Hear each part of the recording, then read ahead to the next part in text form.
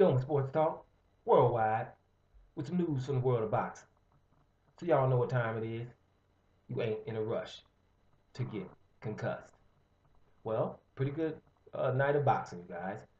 In the light heavyweight division, WBC light heavyweight champion Adonis Stevenson handles his business. KO, or technical KO of Andre Fonfara, emphatically. Domination, round two.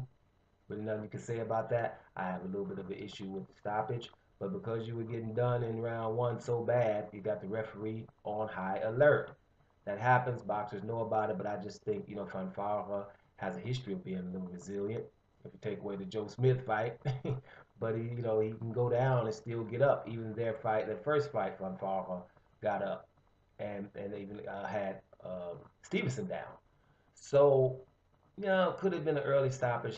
We say that a lot of times, but tell that to the people who are not really either among us or convalescent. All right, you got people that are really hurt in these fights, so it can go back and forth depending on how you look at it, right? But maybe an early stoppage, maybe not, but total dominance, we can all agree. So Adonis Stevenson, in my opinion, handles his business, even though I was in this fight going for Fonfara, and I thought Fonfara was making a very interesting fight because I just think the guy is resilient. I like him, but he's gotten beat. Let's see what Fonfara does going for this from this loss.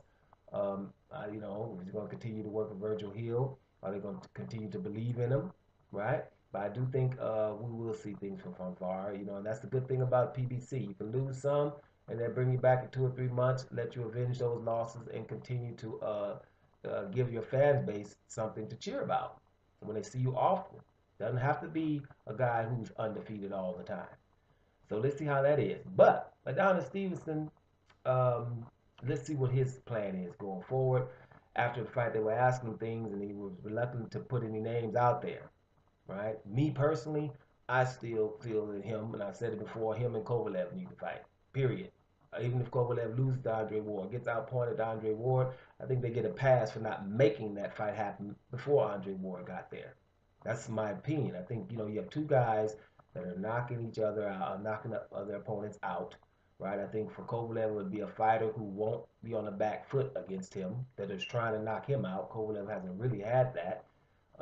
And Stevenson would need that too.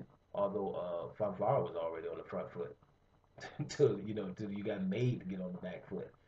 But I just think that sometimes these fighters get a pass for not fighting, and then you got one of them that has a guy in his division, not undefeated, but high knockout ratio, and has a belt.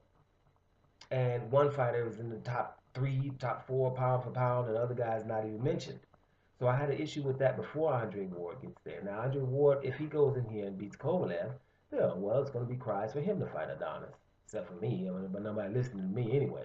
But I'm just saying, I would rather Kovalev and Adonis handle that business. Let's see what happens between you guys, because this is what's been going on for the last 2.5, 3 years. And the guy who pulled out of negotiations is higher in the pound. Matter of fact, in the pound for pound, top 3 and 4, even after the Ward loss. And Adonis Stevens is nowhere to be found, not even in shouting distance. That's the only thing that I don't like about those two. They should handle that. But Adonis Stevenson will have to handle the guy who won on the undercard, and that's Alvarez, right? Lighter Alvarez. He outpoints Pascal, right? And Pascal is not a journeyman. He was a very good fighter, but at this point he got beat. He should have been a unanimous decision. It was a majority decision.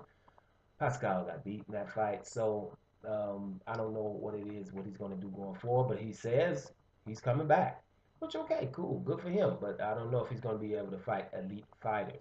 Alvarez is a mandatory challenger who has been patient. All right, he's been a mandatory challenger for 2 years now. These are all the reports. I didn't really do it, just the reports I've heard. For 2 years now. That's a mandatory that you have to fight. So when it comes to Adonis Stevenson, who you supposed to fight next, and they ask you after the fight, it should be the guy who's the mandatory for 2 years. And he's also 33 years old and undefeated. Right? So he's got to have it happen now. The only thing that would supersede that would be some type of unification, and a great one again, maybe against Andre Ward, or maybe Alvarez take some step aside money to let them handle that Kovalev situation, even if Kovalev were to lose against Andre Ward. Those are the only things maybe Alvarez is going to step aside for, plus the money. But other than that, after 2 years of waiting, there is no more step aside. That's the fight. Matter of fact, the next time somebody asks Stevenson, that should be the answer. 2 years of waiting is a little bit different than Sergei Lipinets, right? Who ain't fought nobody in the top 10 and just had it about 5, 6 months, the mandatory position, and hasn't fought anybody in the top 10. Or Kubrat Pulev, who's about to stop a unification in the heavyweight division to stop the rematch, right? And he hasn't fought anybody with, really, his last 4 or 5 fights, I've said it before, he's averaging over 10 losses in his last 4 or 5 fights. A guy fighting people with an average of 10 or 11 losses about to get in the way of a Vladimir Klitschko, Anthony Joshua rematch. These are the kind of things that are absurd. But a guy waiting 2 years in Alvarez's case, that's a mandatory that it's time to fight. He has done his time. There shouldn't be any more patience. Patience he's already exhibited. Feel me? A little bit different here. So, sum it up. Your boy, Adonis Superman Stevenson, handled his business against Fonfara. Surprised me. I was wrong. I should have on my wrong hat right now. Totally wrong. I thought that was going to be a way more competitive fight. And Alvarez showed why he's the mandatory challenger. Let's see what happens going forward in this light heavyweight division because it's booming. It's a couple of names I didn't even mention that are really, really bad boys. It's a good division, y'all. Let's keep our eye on it.